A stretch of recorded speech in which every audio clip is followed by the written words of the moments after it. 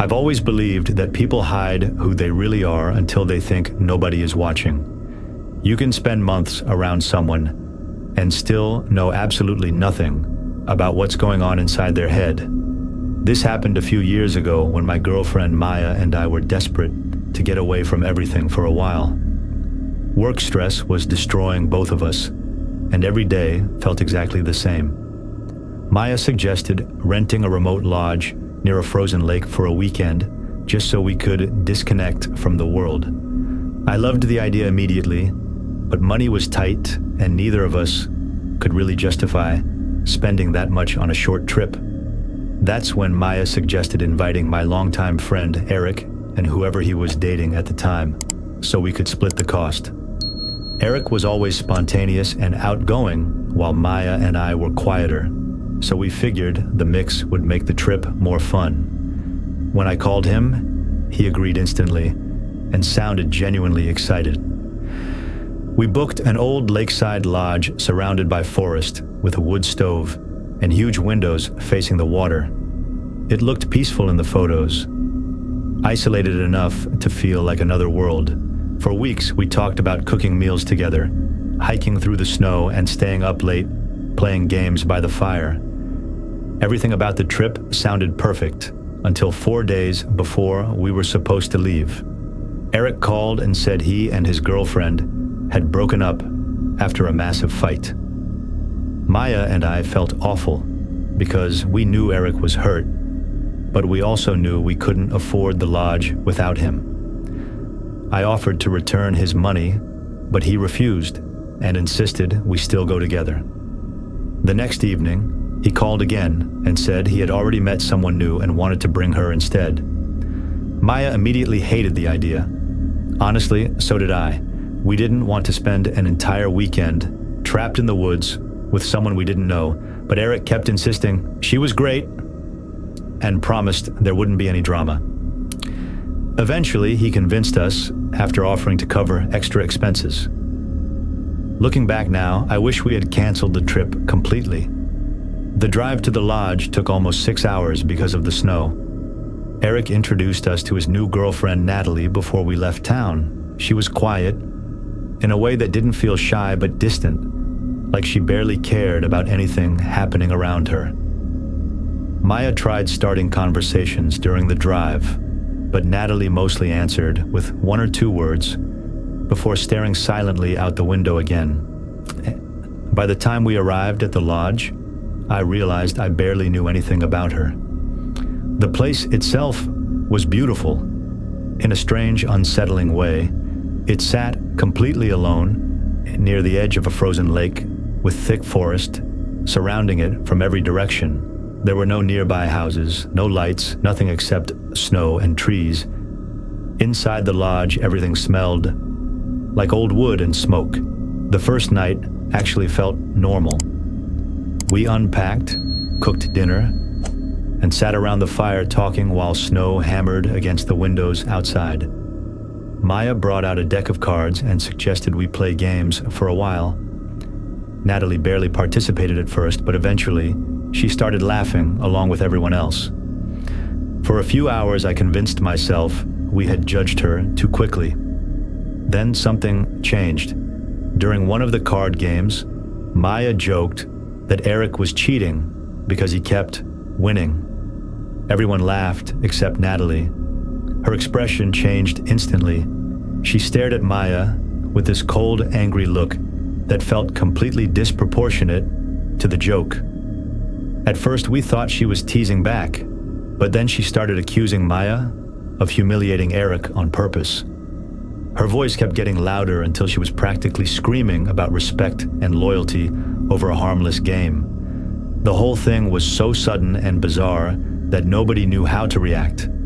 Eric tried calming her down, but she slammed her cards onto the floor and stormed upstairs. The silence afterward was unbearable. Eric apologized repeatedly while Matya awkwardly tried pretending it wasn't a big deal. About an hour later, Natalie came back downstairs acting perfectly normal again, as if nothing had happened. That somehow felt even worse. Later that night, while we ate dinner, Natalie started talking openly about deeply personal things, involving her past relationships and private details nobody wanted to hear. She spoke casually about violent arguments, stalking exes, and strange obsessive behavior, like it was completely normal conversation. Eric looked uncomfortable the entire time, but every attempt to change the subject only encouraged her to overshare more. Eventually, the conversation died out, and everyone went to bed early. Sometime during the middle of the night, Maya woke me and whispered that she heard someone outside our room. At first, I thought it was Eric getting water or walking around, but then I heard slow footsteps pacing back and forth directly outside our door. They continued for several minutes without stopping. I opened the door, suddenly expecting to catch someone there, but the hallway was empty. The pacing stopped immediately. I checked downstairs and found nobody awake. The next morning, Eric looked exhausted. Dark circles sat under his eyes and he barely touched breakfast. When Maya asked if he was all right, he forced a smile and said he just slept badly. Natalie barely spoke at all that morning. Most of the day passed quietly, while snow continued falling heavily outside. By evening, the storm became so intense that the roads out of the area were completely buried. We were effectively trapped there until morning. That night, everything became terrifying. Around 3 a.m, I woke up to Eric shaking my shoulder violently. His face looked pale and sweaty, like he'd seen something horrible. He whispered that Natalie had been standing over him, watching him sleep. At first, he thought he was dreaming, but when he opened his eyes, she was inches from his face, smiling. He asked her what she was doing, and she calmly replied that she wanted to make sure he didn't leave her too. After saying that, she walked downstairs without another word. Eric waited several minutes before following her. That's when he noticed a hunting knife lying beside the bed where she had been standing. Panic took over immediately. He quietly left the room and came to wake us. While he explained everything, we heard faint humming downstairs. Maya looked genuinely frightened for the first time all weekend. Eric begged us not to leave the room. We listened carefully and could hear Natalie wandering slowly through the lodge below us, while humming the same melody over and over again. At one point, the humming stopped directly outside our bedroom door. None of us moved. We sat frozen in silence until we heard footsteps slowly continue down the hallway again. A few minutes later, we heard the front door open and close. Eric looked through the window and saw Natalie walking barefoot across the frozen lake, wearing only a thin sweater. Maya immediately said we had to go after her before she froze to death, but Eric refused. He was convinced something was deeply wrong with her. While we argued quietly, the front door downstairs suddenly slammed shut again. Then the humming returned. We heard her walking through the lodge once more, as if she had never left at all. None of us slept for the rest of the night. Morning came slowly. Natalie acted cheerful and relaxed while making coffee in the kitchen, as though nothing strange had happened. Maya kept trying to rationalize everything as sleepwalking or mental illness, but Eric looked completely terrified of her now. While packing our bags to leave, Eric secretly asked me to help him search Natalie's suitcase. Hidden beneath her clothes was the same hunting knife from the night before, along with several photographs of Eric sleeping during the trip. Some were taken only inches from his face. One picture showed him asleep, while Natalie stood behind the bed, staring directly into the camera with a smile that still makes me uncomfortable to think about. We didn't confront her. We just packed our things and left as quickly as possible. The entire drive home felt suffocating. Nobody spoke much. Natalie remained strangely calm the whole time, almost like she already knew exactly what we had found. A few days later, Eric blocked her number and cut off all contact. The truly disturbing part came afterward, when Maya tried searching for Natalie online. We couldn't find a single trace of her existence. No social media accounts, no records, nothing. Even the name she gave us appeared fake. It was as if she had appeared out of nowhere just long enough to enter our lives and then vanished completely.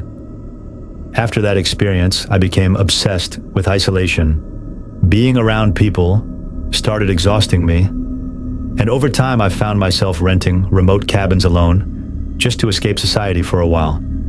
One winter, I booked a tiny house deep in the mountains, several hours from the nearest town. The owner described it as peaceful and perfect for disconnecting from the world. That sounded exactly like what I needed.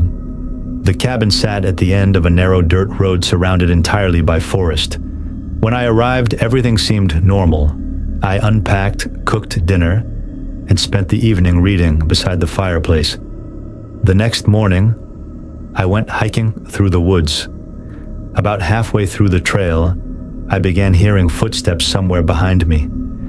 Every time I stopped moving, the sound stopped too.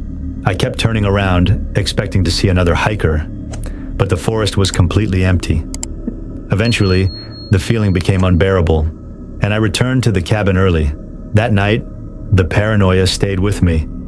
I drank more than usual just to calm down. Around midnight, I heard a knock at the front door. At first, nobody was there when I looked outside. Then the knocking came again. This time, a man stood beneath the porch light.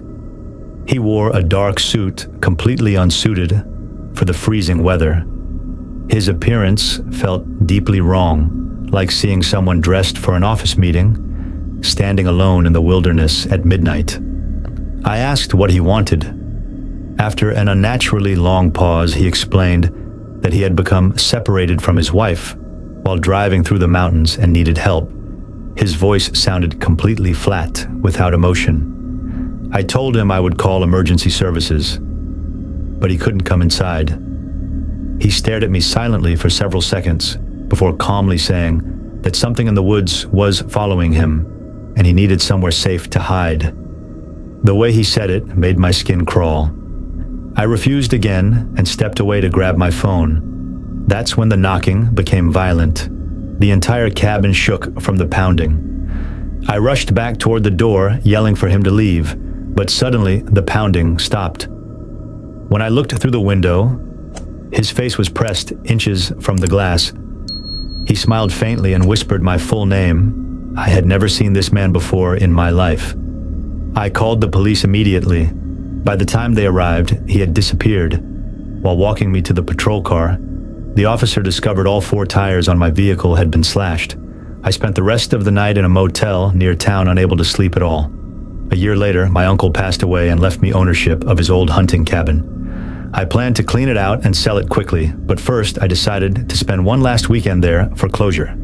The moment I opened the door, I was hit with the smell of rot and mildew. The cabin looked abandoned, despite my uncle only dying recently. While cleaning downstairs, I kept hearing movement above me, coming from the attic crawl space.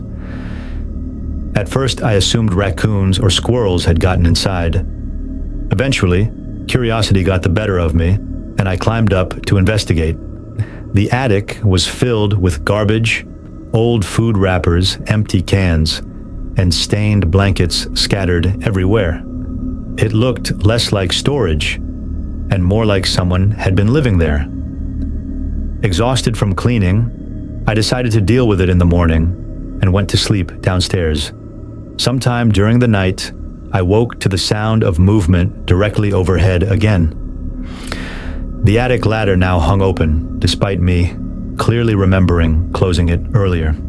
I stared at it for several seconds before noticing fresh, muddy footprints on the floor beneath it.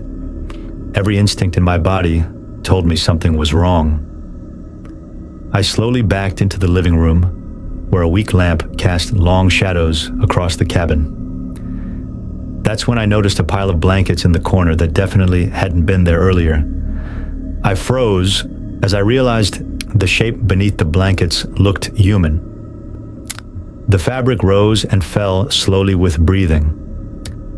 Someone had been hiding inside the cabin with me the entire time. I quietly grabbed my keys and phone and ran outside without making a sound. As I reversed down the driveway, I looked back and saw a thin, filthy man standing motionless in the doorway, watching me leave. Police later told me a drifter had likely been secretly living in the attic for months after realizing the cabin sat empty most of the year. I never stepped foot inside that place again. Even now, I still think about how close I came to sleeping peacefully in the same room as a stranger hidden only a few feet away in the darkness.